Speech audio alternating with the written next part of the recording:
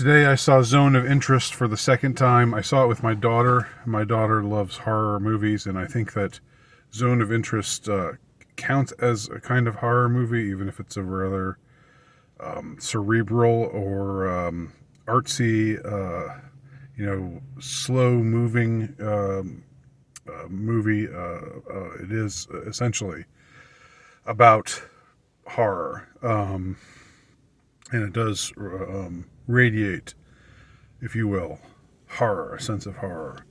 Now, last time I talked about the Zone of Interest, I talked about the stumbling block that a lot of, I'm almost certain, a ton of my audience will have about seeing this movie, because, for ideological reasons, for historical reasons. Now, I started to think a little bit more about it, and to me, I think that there should be an aesthetic category that should be remote from your ideology, your ideological presuppositions or prejudices, or however you want to put it. In other words, if a movie is made, or if any work of art is made, and the worldview that it promotes, or the perspective on history that it promotes, is something that you think is fundamentally incorrect, it may even be a malicious lie, or whatever. The question is, can you remove yourself, take out the part of you that would view this through an ideological lens, and just say, "Oh, this is an anti-white movie," like I saw Sam Hyde was doing. Sam was talking about how A24 movies are, are crap, and this is another A24 movie, and it's about how terrible white people are, and that was what he was saying, just from having seen the preview. I would say that that's not what this movie is about at all. I don't think this movie is taking a position on the culpability of any particular race in anything. It's as I've said before, it's an examination of a family and their behavior in extraordinary circumstances that would probably reflect what others might become in similar circumstances. And the director himself talks about this.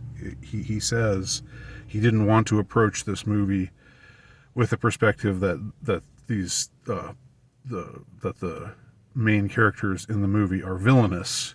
He wanted to approach it from the point of view that they are human, and yes, the situation that they're in, and the things that at least, that one of them is guilty of, the father in particular is guilty of, and the mother is to a lesser extent guilty of. I think the children are absolutely innocent. They're just in the midst of all of this very unusual set of circumstances.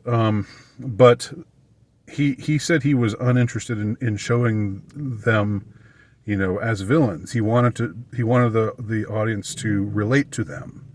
He wanted the audience to see their humanity, and to see that there's just really not much of a difference between them and us. And that's supposed to be the horror of it, which is that, we all can become monsters, given the right circumstances, and given, I guess, given that we allow ourselves to go down that route of becoming monsters, if it's out of interest, out of ambition, out of devotion to a cause, out of what have you. Okay, so all of those issues that I just talked about are very interesting regardless of the ideological circumstances. And I think they can and should be appreciated by viewers, even if you think that the big H was a big lie. Okay. Now but this got me to thinking about other things. Now, I mean, are there people out there, for example, I know that there are some who believe that nuclear power is a total myth, and nuclear weapons are a total myth. Atomic slash hydrogen bombs slash nuclear weapons, all on everything on that spectrum is it just doesn't exist, and the whole nukes don't exist thing is something that kind of made some headroads lately. So people like that, when you watch Oppenheimer, are you like, what I'm saying is, can you put that aside and just for the purposes of aesthetics, can you just for a few minutes, for like a couple of hours as you're sitting in the movie theater, can you just assume a position on history that you don't believe in, just to appreciate the movie on its own terms? Art, I think, should be appreciated on its own terms when it's honest art, when it's if it's disingenuous, if it's ideological, if it's propagandistic, that's different. I don't think we ought to make any kind of accommodations for that kind of material, because that is not art. But for example, Oppenheimer, in the case of Oppenheimer, which I thought was a great movie, I thought it was the best movie of 2023. In Zone of Interest, even though the year is early yet, I would say it's up there. It's the one to beat right now for me for 2024. That's how well made I think this movie is.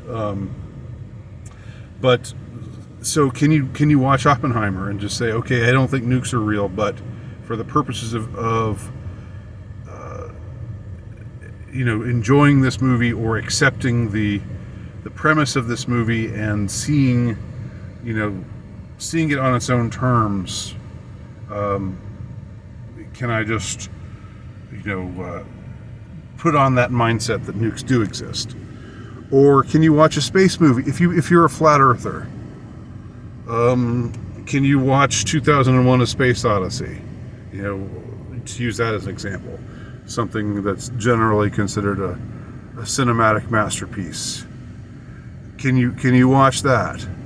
Where they have an orbiting space station, and they have people walking on the moon, and they have spaceship going out to the planet Jupiter. Can you watch that and think this is and take it on its own terms and appreciate it as the the aesthetic masterpiece that it is, while putting aside your ideological difference with the underpinnings, the presuppositional underpinnings of the world in which the movie takes place, or any other space movie. There have been so many. There's so many movies where stuff happens in space, and science fiction movies where there's space and there's people going to different planets, whether it's Star Wars, Star Trek, or whatever, and a ton of others. But I'm just saying, I'm going to go with 2001 just because that's something that's generally thought of as high art, high cinematic art. Can you watch it without saying to yourself, oh, this is just ball earth propaganda. This is just the propaganda of the people who who want us to think that we're just living on a tiny sphere in the midst of a vast universe, when in fact all that exists is the Earth and there's no such thing as space. I mean, can you put that aside and appreciate it? I think you should be able to. That's what I would say in all of these circumstances. Whatever you think of the Big H, you should be able to watch a movie like The Zone of Influence and see that it's a terrific movie and appreciate it on its own terms. Whatever you think about what was the second?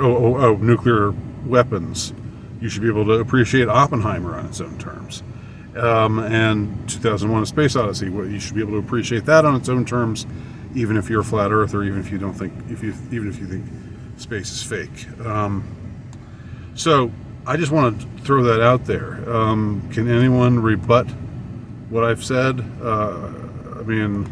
Or does anyone care to rebut what I've said? Because I think this is something that, I don't know, as someone who appreciates art, not just cinema, but art in general, I think it's important not to just put your blinders on all the time. And I have blinders too. I see the world in a certain way.